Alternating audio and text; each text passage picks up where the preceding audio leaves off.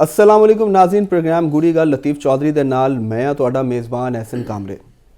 नाज़रीन, हाले सानिया गुल प्लाजा दे जख्म ताज़ा ने कि लाहौर विच सानिया भाटी चौक हो गया और एक ऐसा अफसोसनाक वाक़या जिहदे च एक माँ ते 9 महीने की बच्ची जिहड़ी है वो एक मैन होल दे विच डिग के उन्हां दी मौत हो गई। और यह जिहड़ा वाक़या है यह दिलखराश इसलिए भी ज़्यादा है कि इस वाक़े नूं पहले तो यह रंग देने की कोशिश की कि भई यह तो है ही नहीं, यह कोई फेक मामला है जिहदे च उस खातून दे खावंद ते देवर जिहड़े उन्हां दोनों नूं गिरफ्तार कर लिया गया और बाद विच खातून की लाश जिहड़ी है वो कोई 3 किलोमीटर दूर तो लभी और 17 घंटिਆਂ बाद जिहड़ी 9 महीने की बच्ची है हुण उहदी लाश भी जिहड़ी है वो भी लभ लई है और वो भी 3 किलोमीटर दूर तो उस मुकाम तो लभी है जित्थों की वालदा की लाश मिली सी। तो ये बड़ा एक अफसोसनाक वाक़या है और जिसने पूरी जिहड़ी कौम है उन्होंने गमगीन करता है। असी भी दुख दे विच हां ते अज दे प्रोग्राम च इहदे उत्ते गल करांगे कि जिहड़े तरक्याती काम हो रहे हैं खास तौर पर मैन होल्स दे विच इहदे च जिहड़े हिफाजती इकदामात ने वो कीते जा रहे हैं या नहीं कीते जा रहे और किस हद तक मौसर ने, यह सारी चीज़ों के उत्ते अज दे प्रोग्राम च डिस्कस करांगे। तो इहदे नाल नाल अगर मुल्की सियासत के हवाले नाल डिस्कस करिए तो बानी PTI जिहड़े उन्हां दी अख दे मुआयने वास्ते उन्होंने पिम्स हॉस्पिटल जिहड़ा वो ले जाया गया और यह खबरां भी सामने आ रही और PTI का भी ये मौकफ है कि उन्हां नाल मुलाकात करवाई जाए ताकि उन्हां दी सेहत के बारे जिहड़े उन्हां दी कोई तशवीश ने उन्होंने दूर किया जा सके। तो ये नाल नाल मुल्की सियासत उत्ते भी गल करांगे कि 8 फरवरी बिल्कुल करीब है और PTI ने उहदे ते एहतजाज की कॉल दे रखी है जबकि PTI की सियासी कमेटियां दे विचों इस्तीफे भी आ रहे हैं। तो अज के प्रोग्राम इहदे उत्ते भी डिस्कस करांगे। तो ये नाल नाल एक होर चीज़ है कि लाहौर दे विच बसंत जिहड़ी है वो बड़े अरसे के बाद वो मनाई जानी है और बसंत जिहड़ी मनाने तो पहले ही हाई कोर्ट पहुँच गई है और हाई कोर्ट दे विच उहदे ते डिस्कस हो रहा है और दरखास्त दी गई है बल्कि कि इहदे ते जिहड़ा पतंगा ने उन्हां दे ते तस्वीर ते फिर जिहड़ा नक दा कूका एक गाना है उहदे ते भी पाबंदी लाई गई। तो अज के प्रोग्राम च इहदे उत्ते सारी चीज़ों के डिस्कस करांगे। तो चलने आ लतीफ़ चौधरी साहब वाल। जी चौधरी साहब अस्सलाम वालेकुम। वालेकुम सलाम। की हाल है जनाब? बस बिल्कुल ठीक ठाक हो? सुनाओ। करम अल्लाह दा बेहतरीन। सर्दी इंजॉय हो रही है? सर्दी तो हुण तकरीबन जाती हुई लग रही है। अच्छा। और गर्मी मैं कहना आ गई है दोबारा आ रही है इतनी शदीद सर्दी पै रही तो अच्छा जी लग रही है। चलो बाहर आ फिर जो साहब तुसी कोई गर्म चीज़ां खाओ नहीं ਅਸੀਂ ਖਾਂਦੇ ਆ ਗਰਮ ਚੀਜ਼ਾਂ लेकिन फिर ठंड तो ठंड है तो है तो डिग्री डिग्री ਦੀ ਤਰ੍ਹਾਂ ਹੁੰਦੀ ਉਸ ਤਰ੍ਹਾਂ सर्दी सर्दी ਹੁੰਦੀ ਠੀਕ ਹੋ ਗਿਆ। ਤੇ ਚਲੋ ਅਸੀਂ ਤੁਹਾਡੇ ਜਿਹੜੀ ਕੁਐਸਚਨ ਦੀ ਤਰਫ ਆਨੇ ਆ। ਪਹਿਲਾ ਜਿਹੜਾ ਸਾਨੇਹਾ ਲਾਹੌਰ ਦੇ ਵਿੱਚ ਹੋਇਆ ਹਾਂਜੀ ਤੇ ਇਹ ਬੜਾ ਅਫਸੋਸਨਾਕ ਬਹੁਤ ਅਸੀਂ ਅਫਸਰਦਾ ਵੀ ਹਾਂ। ਜ਼ਾਹਰ ਹੈ ਕਿ ਇੱਕ ਐਸੀ ਅਲਮਨਾਕ ਸਿਚੁਏਸ਼ਨ ਹੈਗੀ ਜਿਹਦੇ 'ਚ ਕੋਈ ਹੋਰ ਤੇ ਅਸੀਂ ਗੱਲ ਨਹੀਂ ਕਰ ਸਕਦੇ ਲੇਕਿਨ ਸਵਾਲ ਇਹ ਵੇ ਕਿ ਹਾਦਸਾ ਹੋ ਜਾਣਾ ਕੋਈ ਵੱਡੀ ਗੱਲ ਨਹੀਂ ਹੁੰਦੀ। ਲਾਈਫ ਦੇ ਅੰਦਰ ਹਾਦਸਾਤ ਹੁੰਦੇ ਰਹਿੰਦੇ ਨੇ ਲੇਕਿਨ ਉਹਦੀ ਨਵੀਅਤ ਔਰ ਉਹਦੀ ਨੇਚਰ ਬਾਜ਼ ਹਾਦਸਾਤ ਦੀ ਨੇਚਰ ਇਸ ਕਿਸਮ ਦੀ ਹੁੰਦੀ ਹੈ ਕਿ ਜਿਹੜੀ ਇਨਸਾਨ ਨੂੰ ਮਤਲਬ ਕਿ ਅਫਸਰਦਾ ਵੀ ਕਰਦੀ ਹੈ ਤੇ ਉਹਨੂੰ ਝੰਜੋੜਦੀ ਵੀ ਹੈ। ਔਰ ਅਗਰ ਉਹਦੇ 'ਚ ਫਿਰ ਨਾਲ ਗਫਲਤ ਵੀ ਸ਼ਾਮਲ ਹੋਵੇ ਕੋਈ ਮਸਾਇਲ ਸ਼ਾਮਲ ਹੋਣ ਉਹ ਤੇ ਕੁਐਸਚਨ ਬਾਅਦ ਚੋਂ ਆਏਗਾ ਨਾ। ਅਸੀਂ ਜਿਹੜੀ ਪਹਿਲੇ ਗੱਲ ਕਰ ਰਹੇ ਹਾਂ ਕਿ ਹਾਦਸੇ ਦੀ ਨਵੀਅਤ ਉਹਨੂੰ ਉਜਾਗਰ ਕਰਦੀ ਕੋਈ ਵੀ ਹਾਦਸਾ ਹੋਵੇ ਜਿਸ ਤਰ੍ਹਾਂ ਇਹ ਲਾਹੌਰ ਵਾਲਾ ਹਾਦਸਾ ਜਾਂ ਜਿਸ ਤਰ੍ਹਾਂ ਕਰਾਚੀ ਵਾਲਾ ਗੁਲ ਪਲਾਜ਼ਾ ਦਾ। ਤੇ ਕਿਉਂਕਿ ਜਦੋਂ ਸਾਨੂੰ ਇੱਕ ਉਹਦੀ ਸਿਚੁਏਸ਼ਨ ਦਾ ਪਤਾ ਚੱਲਦਾ ਹੈ ਤੇ ਇਨਸਾਨ ਉਹਦੇ ਤੇ ਜ਼ਿਆਦਾ ਗਮਗੀਨ ਹੋ ਜਾਂਦਾ ਗਮਗੀਨ ਹੁੰਦਾ ਕਿਉਂਕਿ ਉਹ ਇੱਕ ਆਪਣੇ ਦਾਤਾ ਦਰਬਾਰ ਲੋਕ ਆਏ ਸਨ ਔਰ ਆਪਣੀ ਮੰਨਤਾਂ ਵਾਸਤੇ 100 ਖੁਸ਼ੀ ਦਾ ਸਮਾਂ ਹੁੰਦਾ ਤੇ ਲੇਕਿਨ ਰਸਤੇ ਦੇ ਵਿੱਚ ਉਹਨਾਂ ਦੇ ਨਾਲ ਇਹ ਕਲਮਨਾਕ ਵਾਕਿਆ ਹੋ ਗਿਆ ਔਰ ਉੱਥੋਂ ਫਿਰ ਅੱਗੋਂ ਜਨਮ ਲੈਂਦੀ ਕਿ ਹਾਦਸਾ ਸਵਾਲ ਇਹ ਹੁੰਦਾ ਕਿ ਹਾਦਸਾ ਕਿਉਂ ਹੋਇਆ। ਹਾਦਸਾ ਜਿਹੜੀ ਮੈਂ ਅੱਗੇ ਗੱਲ ਕਰ ਰਿਹਾ ਕਿ ਹਾਦਸਾ ਜ਼ਿੰਦਗੀ ਦੇ ਵਿੱਚ ਹਮੇਸ਼ਾ ਹਾਦਸਾਤ ਨਾਲ ਭਰੀ ਹੁੰਦੀ ਹੈ। ਕੋਈ ਵੀ ਲਾਈਫ ਉਹ ਹਾਦਸਿਆਂ ਦੇ ਨਾਲ ਹੀ ਚੱਲ ਰਹੀ ਹੁੰਦੀ ਤੇ ਇਨਸਾਨ ਨੇ ਹਾਦਸਿਆਂ ਤੋਂ ਸਿੱਖਿਆ ਉਹਨੂੰ ਰੋਕਣ ਵਾਸਤੇ ਕਿ ਇਹਨਾਂ ਨੂੰ ਮਿਨੀਮਾਈਜ਼ ਕੀਤਾ ਜਾਵੇ, ਛੋਟੇ ਤੋਂ ਛੋਟਾ ਕੀਤਾ ਜਾਵੇ ਤਾਂ ਕਿ ਹਾਦਸੇ ਨਾ ਹੋਣ। ਐਸੇ ਹਾਦਸੇ ਜਿਹੜੇ ਬਚੇ ਜਾ ਸਕਦੇ ਹੋਣ ਉਹਨਾਂ ਨੂੰ ਇੰਤਜ਼ਾਮਾਤ ਕੀਤਾ ਜਾਵੇ। ਤੇ ਇਹ ਜਿਹੜਾ ਹਾਦਸਾ ਹੋਇਆ ਇਹ ਕੋਈ ਐਸਾ ਹਾਦਸਾ ਨਹੀਂ ਸੀਗਾ ਜਿਹਦੇ ਤੋਂ ਬਚਿਆ ਨਾ ਜਾ ਸਕਦਾ। ਇੱਕ ਉੱਥੇ ਉਹਨੂੰ ਕਵਰ ਹੀ ਕਰਨਾ ਸੀ, ਮੇਨ ਹੋਲ ਨੂੰ ਕਵਰ ਕੀਤਾ ਜਾਂਦਾ ਤੇ ਇਹ ਅੱਜ ਹਾਦਸਾ ਨਾ ਹੁੰਦਾ। ਯਾਨੀ ਇਹਨੂੰ ਅਸੀਂ ਇੱਕ ਬੜੀ ਸੰਗੀਨ ਗਫਲਤ ਲਾਪਰਵਾਹੀ ਜਾਂ ਇਹਨੂੰ ਕੋਈ ਹੋਰ ਜਿੰਨਾ ਵੀ ਤੁਸੀਂ ਨਾਮ ਦੇ ਸਕੋ।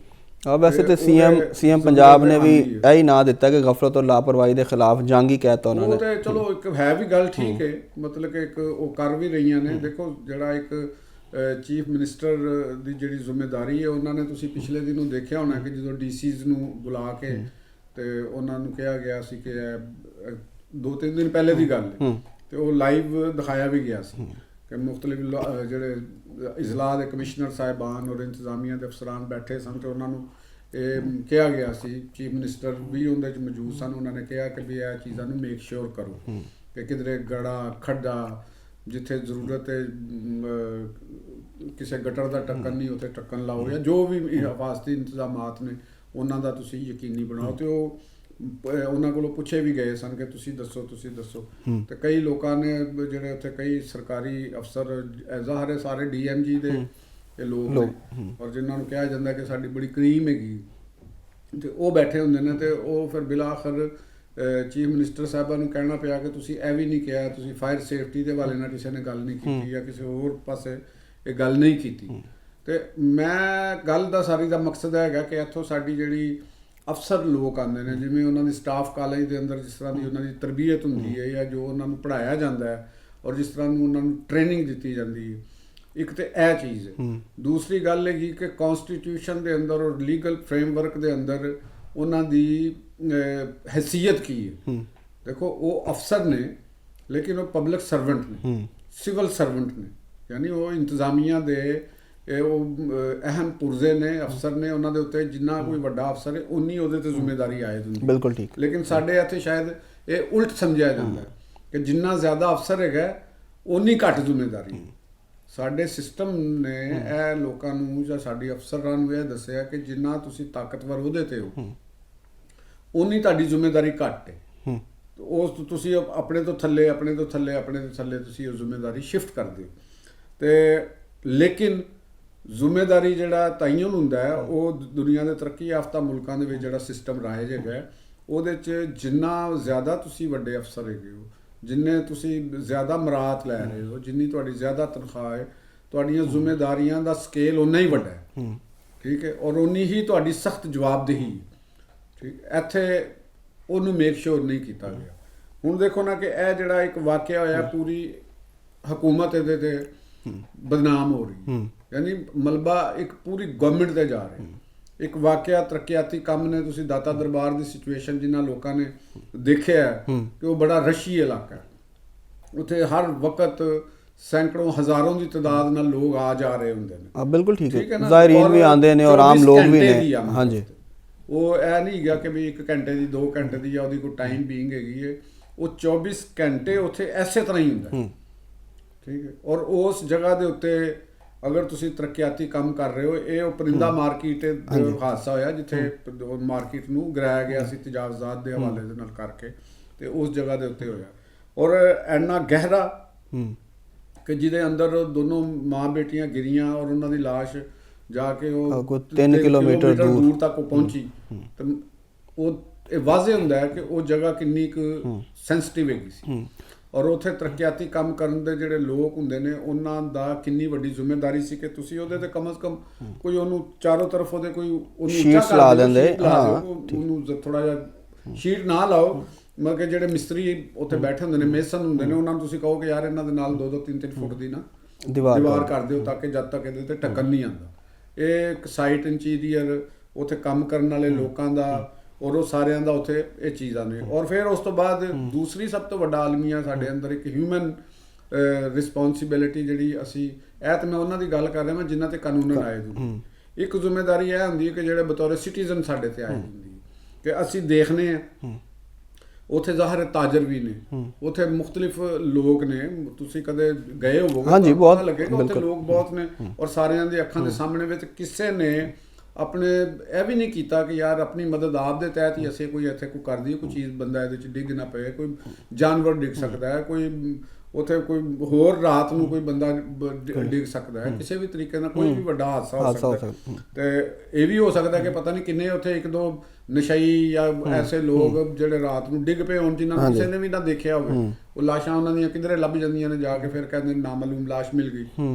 ਅਕਸਰ ਐਸਾ ਹੁੰਦਾ, ਉਹ ਕਹਿੰਦੇ ਨਾਲੇ ਫਲਾਣ ਨਾਲੇ ਤੋਂ ਨਾਮਾਲੂਮ ਲਾਸ਼ ਲੱਭ ਗਈ। ਤੇ ਇਹ ਮਾਮਲਾ ਜਿਹੜਾ ਨਾ ਇੰਤਹਾਈ ਸੰਗੀਨ ਹੈ। ਇਹਦੇ ਉੱਤੇ ਮੈਂ ਕਈ ਦਫਾ ਇਹ ਗੱਲ ਵੀ ਕੀਤੀ ਹੈ ਕਿ ਹਕੂਮਤ ਦਾ ਮਕਸਦ ਜਿਹੜਾ ਹੁੰਦਾ ਨਾ ਉਹ ਸਿਸਟਮ ਹੈ। ਸਿਸਟਮ ਦਾ ਮਕਸਦ ਹੈ ਜਵਾਬਦੇਹੀ, ਫਰਾਈਜ਼ ਦੇ ਨਾਲ ਹੈ। ਹੁਣ ਇਹ ਤੁਸੀਂ ਦੇਖ ਲਓ ਕਿ ਇਹ ਵਾਕਿਆ ਹੋਇਆ, ਇਹਦੇ ਤੇ 4 ਦਿਨ ਸ਼ੋਰ ਹੋਏਗਾ, ਇਹ ਫੇਰ ਹੋ ਜਾਏਗਾ, ਲੇਕਿਨ ਇਹਦੇ ਅੰਦਰ ਨਾਮਜ਼ਦ ਬਹਰਹਾਲ ਕੀਤੇ ਗਏ ਨੇ। ਜਿਹੜੀ FIR ਦਰਜ ਹੋਈ ਹੈ ਉਹਦੇ 'ਚ 3 ਬੰਦਿਆਂ ਨੂੰ ਨਾਮਜ਼ਦ ਕੀਤਾ ਗਿਆ। ਇੱਕ ਤਾਂ ਕੀਤਾ ਗਿਆ ਕਿ ਜਿਹੜਾ ਪ੍ਰੋਜੈਕਟ ਮੈਨੇਜਰ ਹੈਗਾ ਉਹਨੂੰ ਨਾਮਜ਼ਦ ਕਰ ਦਿੱਤਾ ਗਿਆ, ਤੇ ਇੱਕ ਸੇਫਟੀ ਇੰਚਾਰਜ ਤੇ ਸਾਈਟ ਇੰਚਾਰਜ ਨੂੰ ਕੀਤਾ ਗਿਆ। ਤੇ ਲੇਕਿਨ ਇਹਦੀ ਜਿਹੜੀ FIR ਹੈਗੀ ਹੈ ਉਹ ਦਰਜ ਹੋਈ ਹੈ ਲਾਪਰਵਾਹੀ ਔਰ ਗਫਲਤ ਤੇ।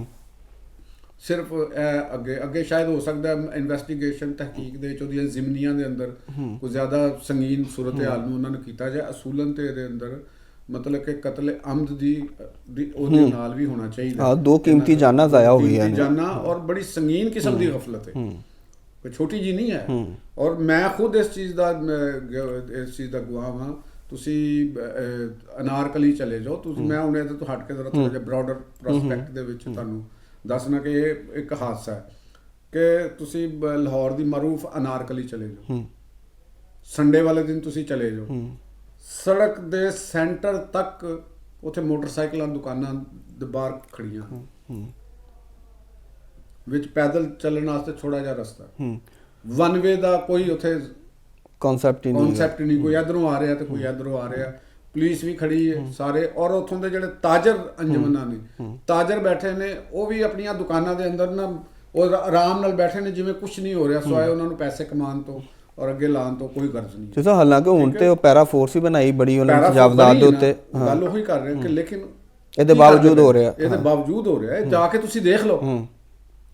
ਇਹ ਕੋਈ ਐਸੀ ਗੱਲ ਨਹੀਂ ਕਿ ਜਿਹੜੇ ਤੁਸੀਂ ਇਹ ਗੱਲ ਐਸੀ ਗੱਲ ਕਰ ਰਹੇ, ਤੁਸੀਂ ਹੋਰ ਦੂਰ ਨਹੀਂ ਬਿਲਕੁਲ ਠੀਕ ਕਰ ਰਹੇ ਹੋ। ਇਹ ਸ਼ਾਲਾਮਾਰ ਹੁਣ ਵੀਕਐਂਡ ਦੇ ਉੱਤੇ ਬਕਾਇਦਾ ਇਵੈਂਟਸ ਵੀ ਹੁੰਦੇ ਨੇ, ਲੇਕਿਨ ਇਹਦੇ ਬਾਵਜੂਦ ਉੱਥੇ ਰੇੜੀਆਂ ਵੀ ਲੱਗੀਆਂ, ਤਜਾਵਜ਼ਾਤ ਨੇ, ਰੋਡ ਤੇ ਗੱਡੀਆਂ ਖੜੀਆਂ ਨੇ। ਤੁਸੀਂ ਜਿਹੜੇ ਤਰੱਕੀਆਤੀ ਕੰਮ ਦੇਖ ਲਓ ਜਿਹੜੇ ਮਨਾਵਾ GT ਰੋਡ ਤੇ ਹੋ ਰਿਹਾ, ਉੱਥੇ ਜਦੋਂ ਮੋਹਤਰਮਾ ਮਰੀਮ ਨਵਾਜ਼ ਸਾਹਿਬਾ ਗਈਆਂ ਨੇ ਤੇ ਉਹ ਸੁਣਨ ਦੇ ਵਿੱਚ ਇਹੋ ਹੀ ਆਇਆ ਕਿ ਉਹ ਸਾਰੀ ਉੱਥੇ ਸ਼ੀਟਾਂ ਲਾਤੀਆਂ ਗਈਆਂ, ਰਾਤੋਂ ਰਾਤ ਲੱਗ ਗਈਆਂ, ਸੰਜੇ ਸਾਹਿਬ ਰਾਤੋਂ ਸ਼ੀਟਾਂ ਲੱਗ ਗਈਆਂ, ਗ੍ਰੀਨ ਸ਼ੀਟਾਂ ਦੀਵਾਰ ਦੇ ਦੋਵਾਂ। ਉਹ 10 ਕਿਲੋਮੀਟਰ ਰੋਡ ਹੈ, 10 ਕਿਲੋਮੀਟਰ ਦਾ ਰੋਡ ਹੈ, ਔਰ ਇਹਨੂੰ ਕਹਿੰਦੇ ਨੇ ਬਿਊਰੋਕ੍ਰੇਸੀ। ਤੇ ਉਹ ਤਾਂ ਕਿ ਪਤਾ ਚੱਲੇ ਕਿ ਅਗਲੇ ਦਿਨ ਲੱਥ ਗਈਆਂ ਸਨ, ਅਗਲੇ ਦਿਨ ਲੱਥ ਗਈਆਂ। ਹੁਣ ਸਵਾਲ ਹੈਗਾ ਕਿ ਉਹ ਸਰਕਾਰੀ ਖਜ਼ਾਨੇ 'ਚੋਂ ਪੈਸੇ ਲੱਗੇ ਹੋਣੇ, ਉਹ ਜਿਹੜੀਆਂ ਸ਼ੀਟਾਂ ਆਈਆਂ ਨੇ, ਪੈਸੇ ਦਿੱਤੇ ਨੇ, ਬਜਟ ਬਣਿਆ ਹੋਣਾ, ਬਿਲਕੁਲ ਉਹ ਤੁਸੀਂ ਹੰਗਾਮੀ ਉਹ ਮੁਸਤਕਿਲ ਲੱਗੀਆਂ ਰਹਿਣੀਆਂ ਚਾਹੀਦੀਆਂ ਨੇ। ਅਗਰ ਤੁਸੀਂ ਲਾਣੀ ਹੈ ਤਾਂ ਮੁਸਤਕਿਲ ਲਾਓ, ਤਾਂ ਕਿ ਲੋਕਾਂ ਨੂੰ ਪਤਾ ਚੱਲਦਾ ਵੀ ਇੱਥੇ ਕੰਮ ਹੋ ਰਿਹਾ। ਤੇ ਉਹ ਉਤਾਰ ਕਿਵੇਂ ਲਈਆਂ, ਕਿਹਨਾਂ ਨੇ ਉਤਾਰ ਲਈਆਂ, ਕਿਆ ਇਹਦੇ ਉੱਤੇ ਕੋਈ ਚੈੱਕ ਐਂਡ ਬੈਲੈਂਸ ਉਹਨਾਂ ਲੋਕਾਂ ਦੇ ਉੱਤੇ ਹੈ? ਵੇ ਚਲੋ ਮੋਹਤਰਮਾ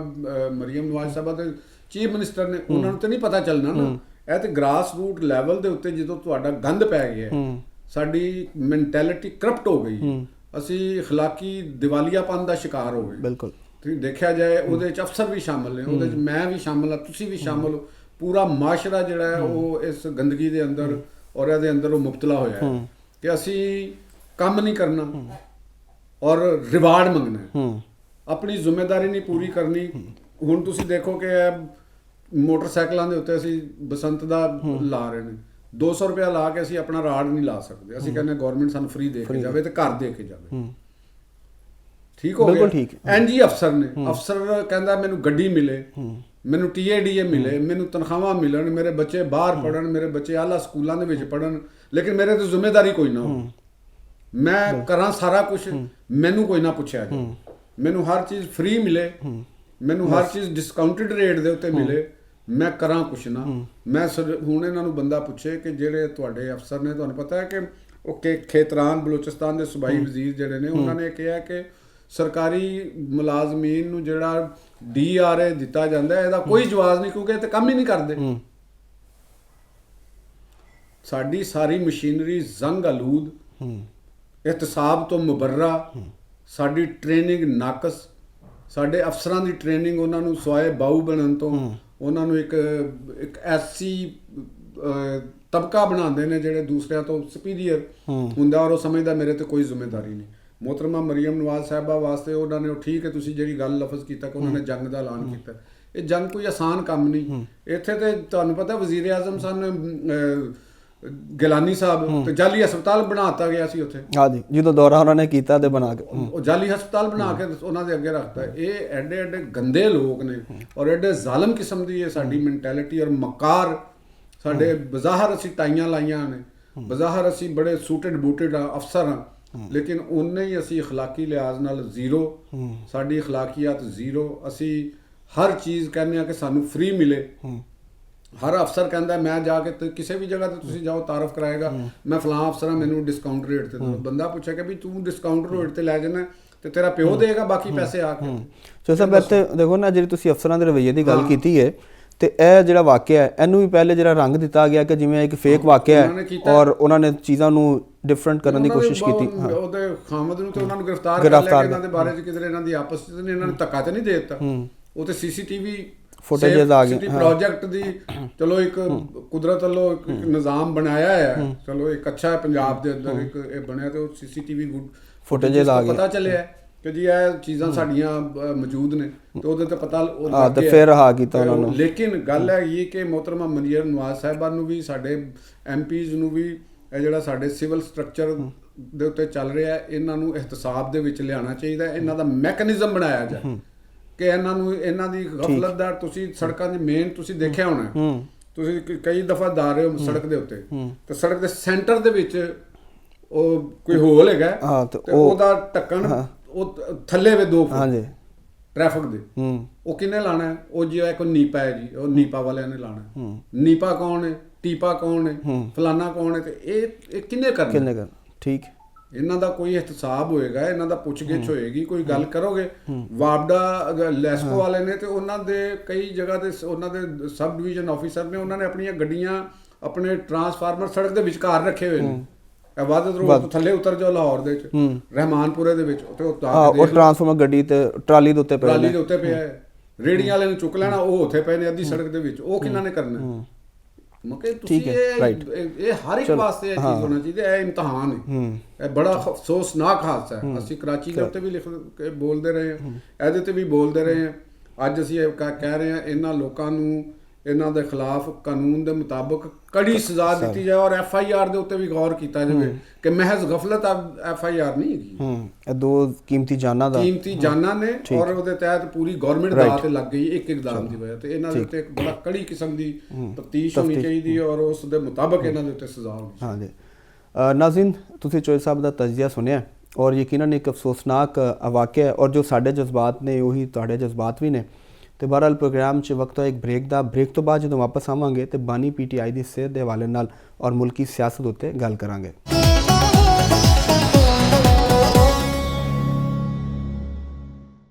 ਵੈਲਕਮ ਬੈਕ ਨਾਜ਼ਰੀਨ, ਬਾਨੀ PTI ਨੂੰ ਪਿਮਸ ਹਸਪੀਟਲ ਲਿਜਾਇਆ ਗਿਆ, ਜਿੱਥੇ ਉਹਨਾਂ ਦੀ ਅੱਖ ਦਾ ਜਿਹੜਾ ਮੁਆਇਨਾ ਉਹ ਕੀਤਾ ਗਿਆ। ਤੇ ਉਹ ਇਸ ਹਵਾਲੇ ਦੇ ਉੱਤੇ ਜਿਹੜੀ PTI ਹੈ ਉਹਦੇ 'ਚ ਵੀ ਉਹਨਾਂ ਨੂੰ ਵੀ ਤਸ਼ਵੀਸ਼ ਪਾਈ ਗਈ ਕਿ ਜੀ ਬਾਨੀ PTI ਦੀ ਸਿਹਤ ਜਿਹੜਾ ਮਾਮਲਾ ਹੈ ਉਹਦੇ 'ਤੇ ਸਾਨੂੰ ਉਹਨਾਂ ਨਾਲ ਮੁਲਾਕਾਤ ਵੀ ਕਰਾਈ ਜਾਏ ਤੇ ਸਾਡੀ ਜਿਹੜੀ ਟੀਮ ਉਹਨੂੰ ਰਸਾਈ ਦਿੱਤੀ ਜਾਏ ਤਾਂ ਕਿ ਉਹਨਾਂ ਦੀ ਹੈਲਥ ਜਿਹੜੀ ਉਹਦੇ ਬਾਰੇ 'ਚ ਪਤਾ ਚੱਲ ਸਕੇ। ਇਹਦੇ ਨਾਲ 8 ਫਰਵਰੀ ਦੀ ਕਾਲ ਵੀ ਹੈ, ਔਰ ਉਹਦੇ 'ਤੇ ਅਸੀਂ ਦੇਖ ਰਹੇ ਹਾਂ ਕਿ ਜਿਵੇਂ ਜਿਵੇਂ ਦਿਨ ਕਰੀਬ ਆਉਂਦੇ ਜਾ ਰਹੇ ਨੇ ਤੇ ਜਿਹੜੀ PTI ਦੀ ਸਿਆਸੀ ਕਮੇਟੀ ਹੈ ਉਹਦੇ 'ਚੋਂ ਜਿਹੜੇ ਉਹਨਾਂ ਦੇ ਲੀਡਰ ਨੇ ਉਮਰ ਅਯੂਬ ਤੇ ਸ਼ਿਬਲੀ ਫਰਾਜ਼, ਉਹਨਾਂ ਨੇ ਸਿਆਸੀ ਕਮੇਟੀ ਤੋਂ ਅਸਤੀਫਾ ਦੇ ਦਿੱਤਾ। ਤੇ ਚੋਇਸ ਸਾਹਿਬ ਵਾਲੇ ਚੱਲਦੇ ਹਾਂ ਤਾਂ ਉਹਨਾਂ ਕੋਲ ਪੁੱਛਨੇ ਆ ਕਿ ਜਿਹੜੀ ਮੁਲਕੀ ਸਿਆਸਤ ਹੈ, ਖਾਸ ਤੌਰ 'ਤੇ ਜਿਹੜੀ PTI ਦੀ ਕਾਲ ਉਹਦੇ ਹਵਾਲੇ ਨਾਲ ਤੇ ਬਾਨੀ PTI ਦੀ ਸਿਹਤ ਦੇ ਹਵਾਲੇ ਨਾਲ ਤੇ ਕੀ ਮਾਮਲਾਤ ਨੇ? ਚੋਇਸ ਸਾਹਿਬ, ਪਹਿਲੇ ਤੇ ਬਾਨੀ PTI ਦੀ ਹੈਲਥ ਦੇ ਉੱਤੇ ਉਹ ਦੇਖੋ, ਉਹਨਾਂ ਦੀ ਅੱਖ ਦਾ ਜਿਹੜਾ ਸੀ ਇਸ਼ੂ ਬਣਿਆ, ਉਹ ਤਾਂ ਕਿਉਂਕਿ ਹੁਣ ਗਵਰਨਮੈਂਟ ਨੇ ਤਸਲੀਮ ਕਰ ਲਿਆ। ਵਜ਼ੀਰ ਇਤਲਾਤ ਸਾਹਿਬ ਨੇ ਵੀ ਉਹਨਾਂ ਨੇ ਗੱਲ ਕਰ ਲਈ ਸੀ ਕਿ ਵੀ ਇਹ ਇਸ ਤਰ੍ਹਾਂ ਹੋਇਆ, ਔਰ ਲਿਜਾਣਾ ਪਿਆ ਉਹਨਾਂ ਨੂੰ ਉੱਥੇ ਪਿਮਸ ਹਸਪਤਾਲ ਦੇ ਵਿੱਚ, ਕਿ ਉਹ ਡਾਕਟਰ ਸਾਹਿਬ ਦੀ ਐਡਵਾਈਸ ਦੇ ਉੱਤੇ ਉਹਨਾਂ ਨੂੰ ਲੈ ਕੇ, ਤੇ ਉਹਨਾਂ ਦੇ ਮਸਾਇਲ ਨੇ ਹੈਲਥ ਦੇ। ਤੇ ਜਿਸ ਤੱਕ PTI ਦੇ ਲੀਡਰਾਂ ਦੀ ਤਾਲੁਕ ਹੈ, ਉਹਨਾਂ ਦੇ ਮੁਤਾਲਬਾ ਹੈ ਉਹਨਾਂ ਦਾ, ਤੇ ਸਲਮਾਨ ਅਕਰਮ ਰਾਜਾ ਸਾਹਿਬ ਦਾ ਔਰ ਸੁਹੇਲ ਅਫਰੀਦੀ ਸਾਹਿਬ ਨੇ ਵੀ ਗੱਲ ਕੀਤੀ, ਔਰ ਉਸ ਤੋਂ ਪਹਿਲੇ ਉਹਨਾਂ ਦੀ ਸਿਸਟਰਾਂ ਨੇ ਵੀ ਇਹ ਗੱਲ ਕੀਤੀ। ਤੇ ਉਹ ਮੁਤਾਲਬਾ ਤੇ ਉਹਨਾਂ ਦਾ ਠੀਕ ਹੈ। ਦੇਖੋ ਕਿ ਕੈਦੀ ਦੀ ਸਿਹਤ ਦੇ ਹਵਾਲੇ ਦੇ ਨਾਲ ਉਹਨਾਂ ਦੇ ਲਵਾਹਿਕੀਨ ਹੋਣ, ਜਾਂ ਉਹਨਾਂ ਦੇ ਜਿਹੜੇ ਚਾਹਣ ਵਾਲੇ ਹੋਣ, ਜਾਂ ਉਹਨਾਂ ਦੇ ਪਾਰਟੀ ਵਰਕਰ ਹੋਣ, ਕਿਉਂਕਿ ਉਹ ਇੱਕ ਸਿਆਸਤਦਾਨ ਵੀ ਨੇ, ਸਾਬਕ ਵਜ਼ੀਰ ਆਜ਼ਮ ਨੇ, ਔਰ ਇੱਕ ਪਾਰਟੀ ਦੇ ਉਹ ਹੈਡ ਵੀ ਨੇ, ਬਾਨੀ ਨੇ ਉਹਦੇ, ਤੇ ਉਹਦੇ ਬਾਰੇ 'ਚ ਲੋਕਾਂ ਨੂੰ ਕੰਸਰਨ ਤੇ ਜ਼ਰੂਰ ਉਹਦਾ ਹੈ, ਸਾਰੇ ਲੋਕਾਂ ਦੇ ਜਜ਼ਬਾਤ ਵਬਸਤਾ ਨੇ। ਤੇ ਉਹਦੇ ਇਹਦੇ ਨਾਲ ਇੱਕ ਗੱਲ ਹੋਰ ਇਹ ਵੀ ਹੈ ਵੇ ਕਿ ਜਿਸ ਏਜ ਫੈਕਟਰ ਵੀ ਬੜਾ ਇੰਪੋਰਟੈਂਟ ਹੁੰਦਾ ਹੈ, ਚਾਹੇ ਏਜ ਨਾ ਵੀ ਹੋਵੇ ਤੇ ਕੋਈ ਛੋਟਾ ਮੋਟਾ ਮਾਮਲਾਤ ਹੋ ਜਾਣਾ ਕੋਈ ਵੱਡੀ ਗੱਲ ਨਹੀਂ ਹੈ। ਸਿਹਤ ਦੇ ਨਾਲ ਰਿਲੇਟਡ ਮਸਾਇਲ ਆ ਜਾਂਦੇ ਨੇ ਤੇ ਉਹਨਾਂ ਦੀ, ਕਿਉਂਕਿ ਅੱਖ ਦਾ ਰੀਜ਼ਨ ਹੁਣ ਉਹਨਾਂ ਨੇ ਵੀ ਪੁੱਛਿਆ ਕਿ ਦੱਸਿਆ ਜਾਏ ਵੀ ਕੀ ਵਜ੍ਹਾ ਕੀ ਸੀ ਕੀ ਨਹੀਂ ਸੀ ਉਹਨਾਂ ਦਾ, ਉਹਨੇ ਪਤਾ ਚੱਲੇਗਾ ਕਿ ਆਇਆ ਕਿ ਉਹਨਾਂ ਦੀ ਅੱਖ ਦੇ ਅੰਦਰ ਜਿਹੜਾ ਪ੍ਰੋਬਲਮ ਸੀ ਉਹ ਕੀ ਸੀ, ਕਾਜ਼ ਕੀ ਸੀ ਉਹਦਾ। ਕੋਈ ਬਲੱਡ ਪ੍ਰੈਸ਼ਰ ਦੀ ਵਜ੍ਹਾ ਨਾਲ ਸੀ, ਡਿਪਰੈਸ਼ਨ ਦੀ ਵਜ੍ਹਾ ਨਾਲ ਸੀ, ਕੋਈ ਸਟ੍ਰੈਸ ਦੀ ਵਜ੍ਹਾ ਨਾਲ ਸੀ, ਜਾਂ ਕੋਈ ਹੋਰ ਕੋਈ ਉੱਤੇ ਇਨਫੈਕਸ਼ਨ ਹੋ ਗਿਆ ਜਾਂ ਕੋਈ ਆ ਗਈ, ਜਾਂ ਉਹਦੀ ਰੀਜ਼ਨ ਜਾਂ ਉਹਦੀ ਕੀ ਵਜ੍ਹਾ ਸੀ। ਇਹ ਤੇ ਕਿਹਾ ਗਿਆ ਕਿ ਉਹ ਸਿਹਤਮੰਦ ਨੇ ਔਰ ਉਹ ਸਾਰਾ ਕੁਝ ਠੀਕ ਨੇ, ਕਿਉਂਕਿ ਪਿੱਛੇ ਜਿਹਨੂੰ ਇਤਲਾਤ ਇਹ ਵੀ ਸਨ ਕਿ ਸ਼ਾਇਦ ਉਹਨਾਂ ਦੇ ਕੋਈ ਦੰਦ ਦਾ ਵੀ ਇੱਕ ਮਸਲਾ ਹੈ ਔਰ ਉਹਨਾਂ ਦੇ ਕੰਨ ਦਾ ਵੀ ਕੋਈ ਮਸਾਇਲ ਨੇ, ਤੇ ਦੰਦ, ਕੰਨ ਤੇ ਫਿਰ ਉਹ ਅੱਖ ਤੇ ਸਾਰੇ ENT ਨਾਲ ਰਿਲੇਟਡ ਜਿਹਾ ਇੱਕ ਮੈਨੂੰ ਲੱਗ ਰਿਹਾ ਮਸਲਾ।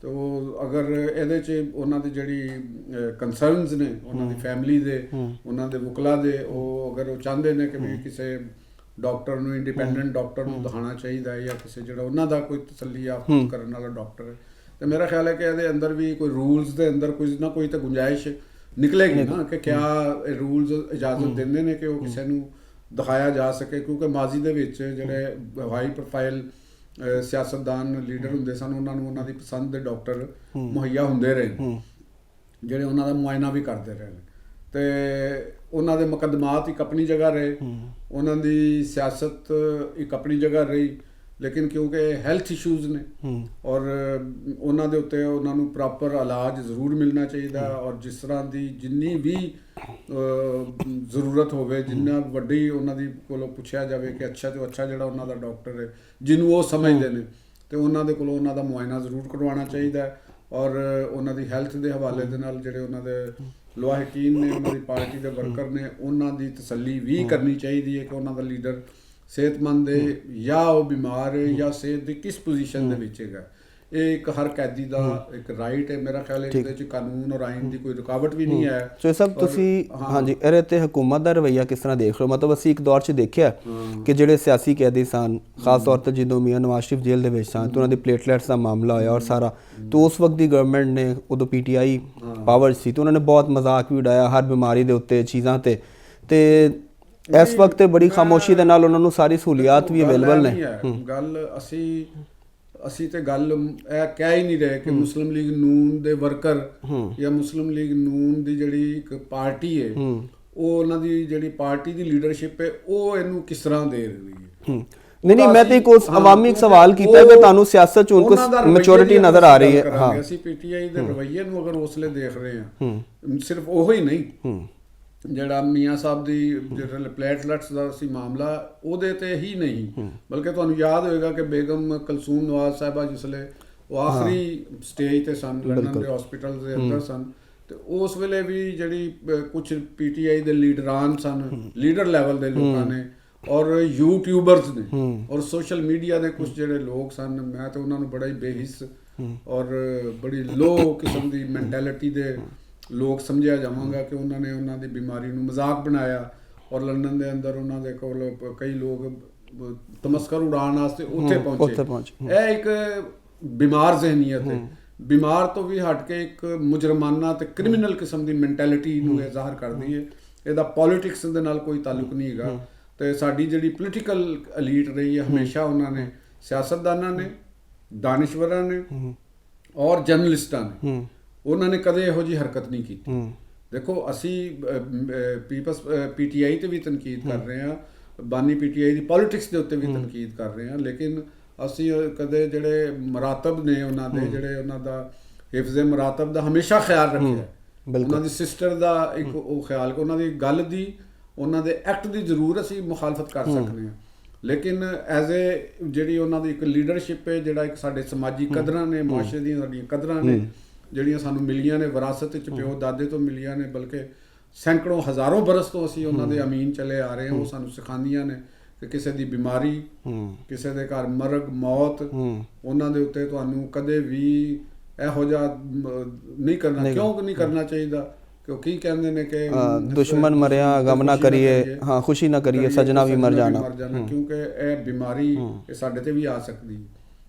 ਮੌਤ ਦੇ ਕੋਈ ਬਾਹਰ ਹਾਂ, ਨਹੀਂ ਕੋਈ ਹੈਗਾ। ਨਹੀਂ ਹੈਗਾ, ਬਿਲਕੁਲ ਤੇ ਅਸੀਂ ਵੀ ਉਹਦੇ ਦਿਨ ਚੋਂ ਗੁਜ਼ਰਨਾ, ਸਾਡੇ ਲੋਹਾਕੀਨ ਨੂੰ ਵੀ ਇਸ ਦਰਦ ਦੇ ਵਿੱਚੋਂ ਲੰਘਣਾ ਪਏਗਾ ਅਗਰ ਅਸੀਂ ਇਹਨੂੰ ਚੀਜ਼ਾਂ ਨੂੰ ਸਮਝੀਏ, ਇਹਨਾਂ ਜਜ਼ਬਾਤ ਨੂੰ। ਤੇ ਪੀਟੀਆਈ ਦਾ ਜਿਹੜਾ ਉਸ ਦੌਰ ਦਾ ਜਿਹੜਾ ਹਾਮੀ ਸੀ ਜਾਂ ਉਹ ਨਹੀਂ ਸੀ ਹਾਮੀ, ਲੇਕਿਨ ਉਹਨਾਂ ਨੇ ਜਿਸ ਤਰੀਕੇ ਦਾ ਜੋ ਰੋਲ ਪਲੇ ਕੀਤਾ ਉਹ ਇੰਤਹਾਈ ਬੇਰਹਿਮਾਨਾ, ਸਫਾਕਾਨਾ, ਬਲਕਿ ਉਹ ਮਾਸ਼ਰਤੀ ਤਹਿਜ਼ੀਬ ਔਰ ਇਕਦਾਰ ਤੋਂ ਬੜੇ ਪਰੇ ਦੀ ਕੋਈ ਗੱਲ ਲੱਗੀ। ਠੀਕ।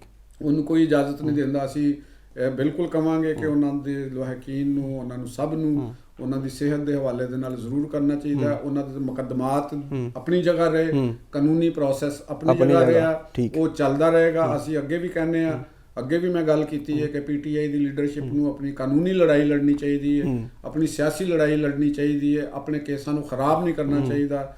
ਤੁਸੀਂ ਬਾਨੀ ਪੀਟੀਆਈ ਸਾਹਿਬ ਦੇ ਜਿਹੜੇ ਉਹਨਾਂ ਦੇ ਕੇਸਿਸ ਨੇ ਉਹਨਾਂ ਨੂੰ ਖਰਾਬ ਕਰਨ ਦਾ ਬਾਇਸ ਵੀ ਬਣੇ ਨੇ ਵਿੱਚ। ਦੇਖੋ ਤੁਸੀਂ ਜ਼ੁਬਾਨ ਜਿਸ ਤਰ੍ਹਾਂ ਦੀ ਇਸਤੇਮਾਲ ਕਰਦੇ ਹੋ, ਅਸੀਂ ਜਿਸਲੇ ਪੀਟੀਆਈ ਦੇ ਲੋਕ ਇੱਥੇ ਸੇਲ ਅਫਰੀਦੀ ਲਾਹੌਰ ਵਿੱਚ ਆਏ ਤੇ ਉਹਨਾਂ ਨੇ ਜਿਹੜੀਆਂ ਜ਼ੁਬਾਨ ਇਸਤੇਮਾਲ ਕੀਤੀ ਅਸੀਂ ਉਹਨੂੰ ਵੀ ਕੰਡੈਮ ਕੀਤਾ ਕਿ ਵੀ ਨਹੀਂ, ਤੁਹਾਨੂੰ ਇਹ ਗੱਲ ਨਹੀਂ, ਤੁਸੀਂ ਰਿਪੋਰਟਰ ਨੂੰ ਬਲੇਮ ਕਰ ਲਵੋ, ਉਹ ਇੱਕ ਅਲੱਗ ਚੀਜ਼ ਹੈ।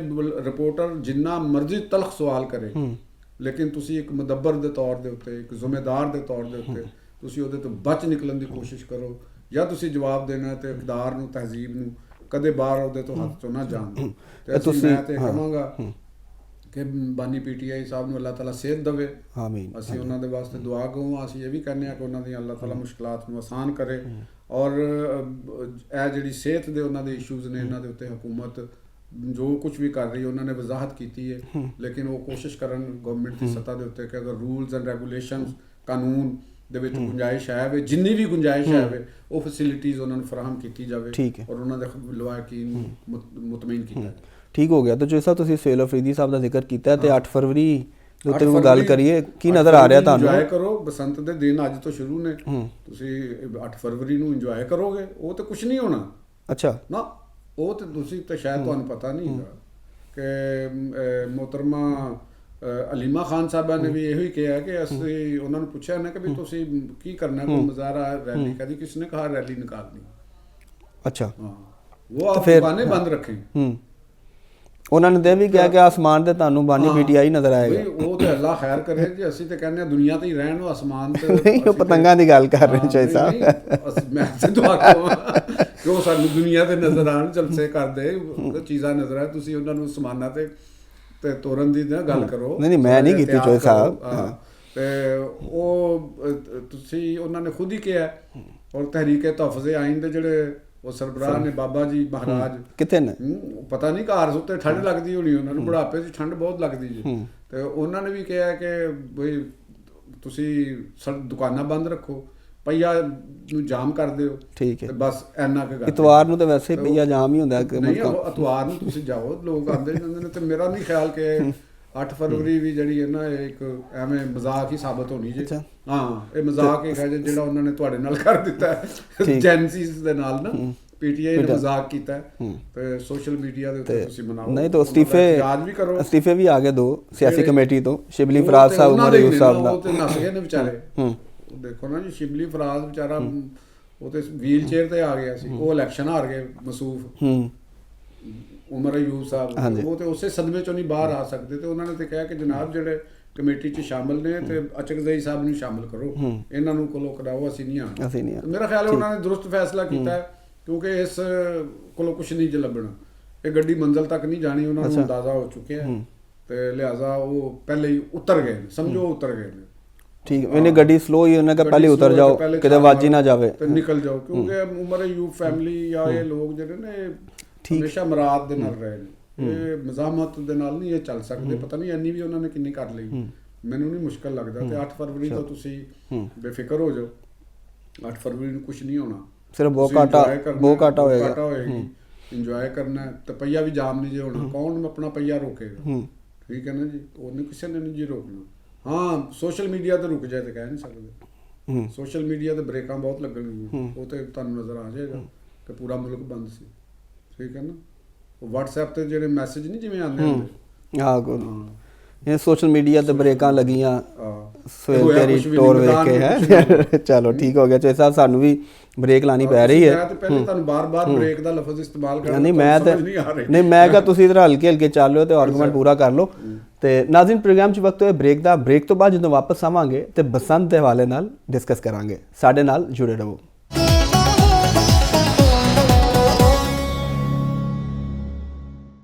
ਵੈਲਕਮ ਬੈਕ ਨਾਜ਼ਰੀਨ ਲਾਹੌਰ ਵਿੱਚ ਅਰਸੇ ਦਰਾਜ਼ ਤੋਂ ਬਾਅਦ ਬਸੰਤ ਜਿਹੜੀ ਉਹ ਮਨਾਈ ਜਾ ਰਹੀ ਹੈ ਔਰ ਉਹ ਬਸੰਤ ਜਿਹੜੀ ਉਹ ਹਾਲੇ ਤਿਉਹਾਰ ਕਰੀਬ ਪਹੁੰਚਿਆ ਹੀ ਹੈ ਕਿ ਉਹ ਪਹਿਲੇ ਹਾਈ ਕੋਰਟ 'ਚ ਦਰਖਾਸਤਾਂ ਜਿਹੜੀਆਂ ਉਹ ਜਾਣੀਆਂ ਸ਼ੁਰੂ ਹੋ ਗਈਆਂ ਤੇ ਇੱਕ ਦਰਖਾਸਤ ਉੱਥੇ ਪੇਸ਼ ਕੀਤੀ ਗਈ ਹੈ ਜਿਹੜੇ ਪਾਕਿਸਤਾਨ ਤਹਿਰੀਕ ਇਨਸਾਫ ਦੇ ਜਿਹੜੇ ਲਾਇਰਸ ਨੇ ਸ਼ੇਖ ਇਮਤਿਆਜ਼ ਮਹਿਮੂਦ, ਉਹਨਾਂ ਨੇ ਅਜ਼ਹਰ ਸਦੀਕ ਸਾਹਿਬ ਐਡਵੋਕੇਟ ਜਿਹੜੇ ਉਹਨਾਂ ਤਵਸਤ ਨਾਲ ਦਰਖਾਸਤ ਦਿੱਤੀ ਜਿਹਦੇ 'ਚ ਕਿਹਾ ਹੈ ਕਿ ਜੀ ਜਿਹੜੀਆਂ ਪਤੰਗਾਂ ਨੇ ਉਹਦੇ ਤੇ ਮਨਾ ਕੀਤਾ ਹੈ ਕਿ ਜੀ ਕੋਈ ਤਸਵੀਰ ਨਹੀਂ ਹੋਗੀ, ਖਾਸ ਤੌਰ ਤੇ ਬਾਨੀ PTI ਦੀ ਤਸਵੀਰ ਦੀ ਗੱਲ ਕਰ ਰਹੇ ਹਾਂ। ਤੇ ਉਹਦੇ ਨਾਲ ਇੱਕ ਗਾਣੇ ਦਾ ਵੀ ਉਹਨਾਂ ਨੇ ਦਰਖਾਸਤ 'ਚ ਜ਼ਿਕਰ ਕੀਤਾ ਕਿ ਜੀ ਨੱਕ ਦਾ ਕੋਕਾ ਗਾਣਾ ਜਿਹੜਾ ਇਹਦੇ ਤੇ ਪਾਬੰਦੀ ਲਾਤੀ ਗਈ ਹੈ ਔਰ ਬਕੌਲ ਉਹਨਾਂ ਦੇ ਉਸ ਦਰਖਾਸਤ 'ਚ ਪਲੀ ਲਈ ਗਈ ਹੈ ਕਿ ਜੀ ਇਹਨੂੰ ਸਿਆਸੀ ਰੰਗ ਦਿੱਤਾ ਜਾ ਰਿਹਾ।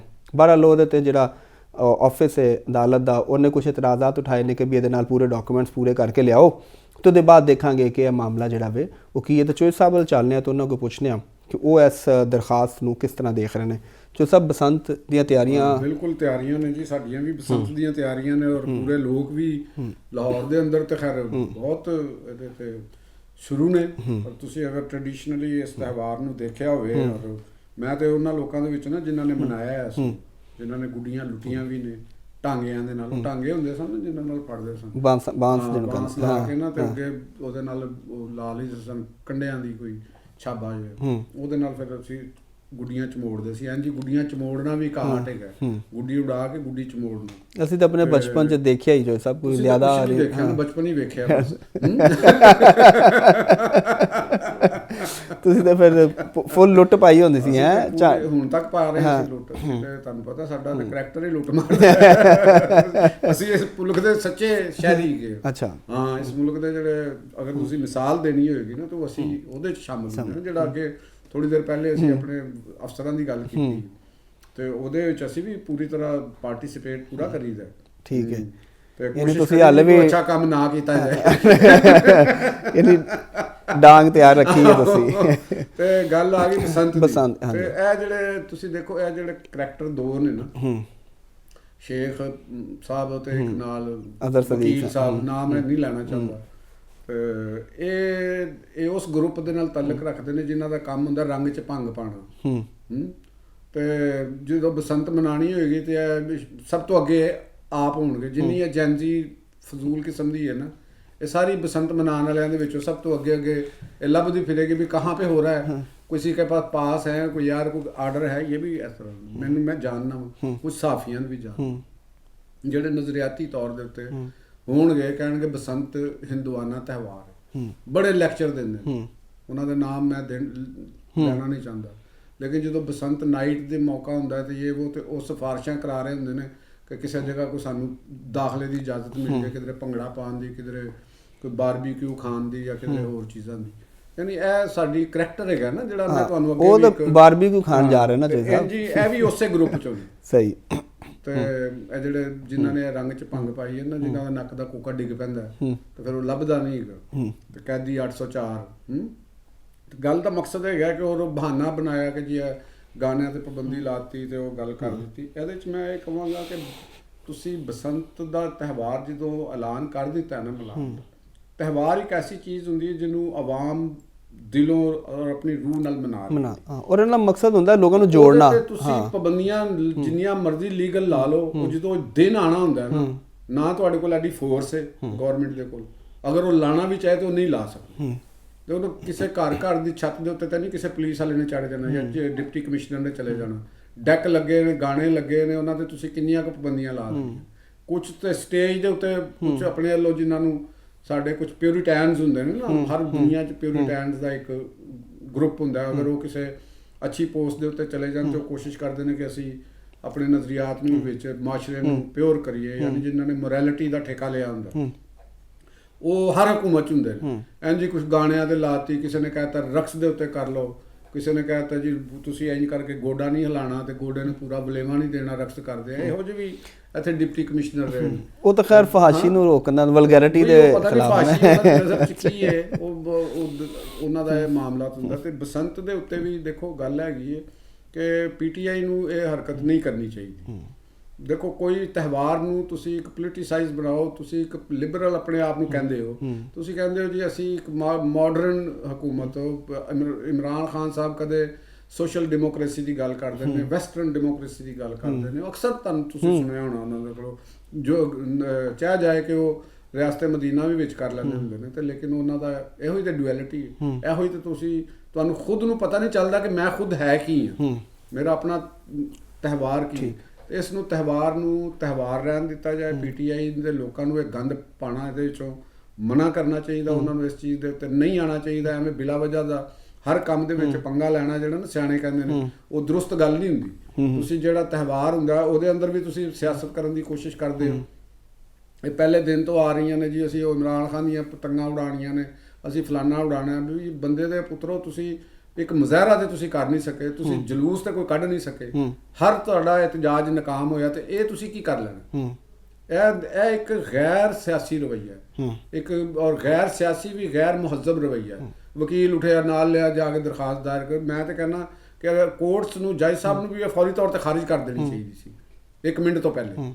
ਇਹੋ ਜਿਹੀਆਂ ਦਰਖਾਸਤਾਂ ਨੂੰ ਕਿਉਂ ਤੁਸੀਂ ਵਸੂਲ ਕਰਦੇ ਹੋ? और ਇਤਰਾਜ਼ ਹੀ ਲੱਗਾ ਵੈਸੇ ਹੋ ਰਿਹਾ ਤੇ ਕभी ਉਹ ਲਿਆਓ ਡਾਕੂਮੈਂਟਸ ਚੀਜ਼ਾਂ ਆਪਣੀ ਜਾ ਕੇ ਕਰੋ। ਠੀਕ। ਔਰ ਤਿਉਹਾਰ ਦੇ ਉੱਤੇ ਠੀਕ ਹੈ ਹਕੂਮਤ ਨੇ ਮਿਲਾਇਆ, ਇਹਦੇ ਤੁਸੀਂ ਇਹਦੀ ਇਕਨੋਮਿਕ ਵੈਲਿਊ ਦੇਖੋ, ਇਹਦੇ ਤੇ ਲੱਖਾਂ ਕਰੋੜਾਂ ਦਾ ਕਾਰੋਬਾਰ ਹੋਣਾ, ਲੋਕਾਂ ਨੇ ਇਹਨੂੰ ਛੱਤਾਂ ਬੁੱਕ ਹੋ ਰਹੀਆਂ ਨੇ, ਬਕਾਇਦਾ ਇਕਨੋਮਿਕ ਐਕਟੀਵਿਟੀ ਜਨਰੇਟ ਹੋਈ ਹੈ। ਇਹਦੇ ਚ ਇਹ ਜ਼ਰੂਰ ਅਸੀਂ ਕਵਾਂਗੇ, ਗਵਰਨਮੈਂਟ ਦੇ ਲੈਵਲ ਦੇ ਉੱਤੇ ਵੀ ਕਵਾਂਗੇ, ਔਰ ਉਸ ਗਰੋਹ ਨੂੰ ਵੀ ਕਵਾਂਗੇ, ਉਸ ਤਬਕੇ ਨੂੰ ਵੀ ਕਵਾਂਗੇ ਜਿਹੜੇ ਫੈਸਟੀਵਿਟੀਜ਼ ਦੇ ਹੱਕ ਦੇ ਵਿੱਚ ਹੁੰਦੇ ਨੇ, ਕਿ ਬੀ ਅਵੇਅਰ। ਸ਼ਰਾਰਤੀ ਲੋਕ ਤੁਹਾਡੇ ਵਿੱਚ ਨੇ, ਜਿਹੜੇ ਲੋਕ ਮਕਾਰ, ਤਹਿਜ਼ੀਬਾਂ ਦੇ ਦੁਸ਼ਮਣ, ਸਿਵਲਾਈਜੇਸ਼ਨ ਦੇ ਐਂਟੀ ਮਾਈਂਡਸੈਟ ਹੁੰਦੇ ਨੇ, ਉਹ ਕੁਝ ਵੀ ਕਰ ਸਕਦੇ ਨੇ। ਤੁਸੀਂ ਮੂਵੀਜ਼ ਦੇਖ ਰਹੇ ਹੁੰਦੇ ਹੋ, ਤੁਸੀਂ ਦੇਖ ਰਹੇ ਹੋ ਮੂਵੀਜ਼ ਦੇ ਅੰਦਰ ਕਿ ਉਹ ਕਿਵੇਂ ਲੋਕਾਂ ਨੂੰ, ਮਤਲਬ ਕਿ ਤਾਰਾਂ ਕੋਈ ਰੱਖ ਕੇ ਵੀ ਤੇ ਕੋਈ ਬੰਦੇ ਨੂੰ, ਕਿਸੇ ਨੂੰ ਕਤਲ ਕਰ ਸਕਦਾ। ਤਾਰ ਲੈ ਕੇ ਤੁਸੀਂ ਬਰੀਕ ਪੜ ਕੇ ਮੋਟਰਸਾਈਕਲ ਵਾਲਾ ਆਇਆ ਤਾਂ ਖਿੱਚ ਦਿਓ, ਪੋਸੀਬਲ ਹੈ। ਕਿਉਂਕਿ ਤੁਸੀਂ ਇੱਕ ਐਸੇ ਦੁਸ਼ਮਣ ਨਾਲ ਲੜਾਈ ਲੜ ਰਹੇ ਹੋ ਜਿਹੜਾ ਸਿਰਫ ਟੈਰਰਿਜ਼ਮ ਦੇ ਬੰਬ ਧਮਾਕੇ ਨਹੀਂ ਕਰਦਾ, ਉਹ ਕਲਚਰਲ ਟੈਰਰਿਜ਼ਮ ਵੀ ਕਰ ਰਿਹਾ। ਉਹ ਤੁਹਾਡੇ ਕਲਚਰ, ਤੁਹਾਡੀ ਰਵਾਇਤ, ਤੁਹਾਡੀ ਤਹਿਜ਼ੀਬ, ਤੁਹਾਡੀ ਹਿਸਟਰੀ, ਉਹ ਸਭ ਨੂੰ ਕਤਲ ਕਰਨਾ ਚਾਹੁੰਦਾ। ਰਾਈਟ, ਠੀਕ ਹੈ। ਉਹਦੇ ਨਾਲ ਤੁਹਾਡਾ ਮੁਕਾਬਲਾ, ਤੇ ਉਸ ਮੁਕਾਬਲੇ ਦੇ ਵਿੱਚ ਤੁਸੀਂ ਬੀ ਅਵੇਅਰ ਹੋ। ਆਵਾਮ ਦਾ ਫਰਜ਼ ਹੈਗਾ। ਮੇਰਾ ਖਿਆਲ ਹੈ ਆਵਾਮ ਨੂੰ ਤੇ ਕੋਈ ਮੈਸੇਜ ਹੀ ਦੇ ਦਿਓ ਨਾਲ। ਮੈਂ ਮੈਸੇਜ ਆਖਰੀ ਮੈਂ ਆਪਣੇ ਸੁਣਨ ਵਾਲਿਆਂ ਨੂੰ ਖਾਸ ਤੌਰ ਦੇ ਉੱਤੇ ਜਿਹੜੇ ਸਾਨੂੰ ਦੇਖਦੇ ਨੇ, ਉਹਨਾਂ ਨੂੰ ਇਹ ਮੈਸੇਜ ਦਿਆਂਗਾ ਕਿ ਜਿਹੜੀ ਪਿੱਛੇ ਗੱਲ ਕੀਤੀ ਹੈ ਕਿ ਤੁਹਾਡਾ ਦੁਸ਼ਮਣ ਬਹੁਤ ਵੱਡਾ ਹੈ, ਤੁਹਾਡੇ ਨਾਲ ਹੈ, ਉਹ ਇਰਦ ਗਿਰਦ ਵੀ ਹੈ, ਉਹ ਮੁਖਤਲਿਫ ਬੜਾ ਮੁਹੱਜ਼ਬ ਵੀ ਹੋ ਸਕਦਾ ਹੈ ਉਹ ਤੁਹਾਡੇ ਕੋਲ, ਲੇਕਿਨ ਉਹਦੀ ਮੈਂਟੈਲਿਟੀ ਤੁਹਾਡੇ ਕਲਚਰ ਦੀ, ਤੁਹਾਡੀ ਹਿਸਟਰੀ ਦੀ, ਤੁਹਾਡੀ ਤਹਿਜ਼ੀਬ ਦੀ ਦੁਸ਼ਮਣ ਹੈਗੀ।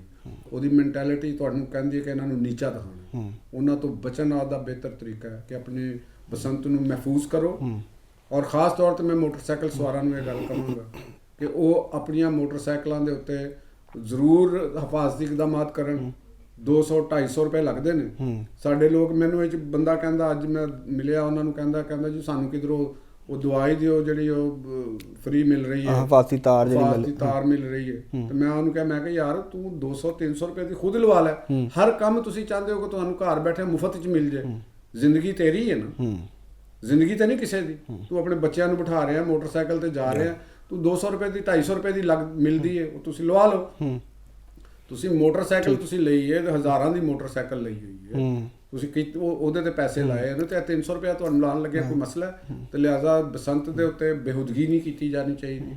ਛੱਤਾਂ ਦੇ ਉੱਤੇ ਬੈਠ ਕੇ ਕੋਈ ਇਹੋ ਜਿਹੀ ਐਕਟੀਵਿਟੀ ਨਹੀਂ ਹੋਣੀ ਚਾਹੀਦੀ ਜਿਹਦੇ ਨਾਲ ਤੁਹਾਡੇ ਹਮਸਾਏ ਤੰਗ ਹੋਣ, ਲੋਕ ਤੰਗ ਹੋਣ। ਬਿਲਕੁਲ, ਲੜਾਈ ਫਸਾਦ, ਹਵਾਈ ਫਾਇਰਿੰਗ, ਇਹ ਬੰਦ ਹੋਣੀ ਚਾਹੀਦੀ ਹੈ ਤਾਂ ਕਿ ਤੁਸੀਂ ਇੱਕ ਪੁਰਅਮਨ ਤਰੀਕੇ ਨਾਲ ਆਪਣੇ ਕਲਚਰ ਨੂੰ ਵਧਾਓ ਔਰ ਖੁਸ਼ੀਆਂ ਮਨਾਓ। ਬਹੁਤ ਬਿਹਤਰੀਨ ਮੈਸੇਜ ਹੈ ਜੀ ਕਿ ਵੀ ਇੱਕ ਫੈਸਟੀਵਲ ਹੈ ਤਾਂ ਉਹਨੂੰ ਫੈਸਟੀਵਲ ਦੀ ਤਰ੍ਹਾਂ ਹੀ ਲੈਣਾ ਚਾਹੀਦਾ, ਔਰ ਫੈਸਟੀਵਲ ਦਾ ਮਤਲਬ ਸਭ ਨੂੰ ਜੋੜਨਾ ਅਤੇ ਖੁਸ਼ੀਆਂ ਬਖੇਰਨਾ ਹੁੰਦਾ। ਤੇ ਉਮੀਦ ਹੈ ਕਿ ਇਹ ਫੈਸਟੀਵਲ ਵੀ ਬੜਾ ਇੱਕ ਬਿਹਤਰੀਨ ਰਹੇਗਾ। ਤੇ ਨਾਜ਼ਰੀਨ, ਪ੍ਰੋਗਰਾਮ 'ਚ ਵਕਤ ਹੋ ਗਿਆ ਖਤਮ। ਹੁਣ ਕੱਲ੍ਹ ਹਾਜ਼ਰ ਹੋਵਾਂਗੇ ਐਸੇ ਵੇਲੇ ਤੇ ਕਰਾਂਗੇ ਗੂੜੀ ਗੱਲ ਲਤੀਫ ਚੌਧਰੀ ਦੇ ਨਾਲ।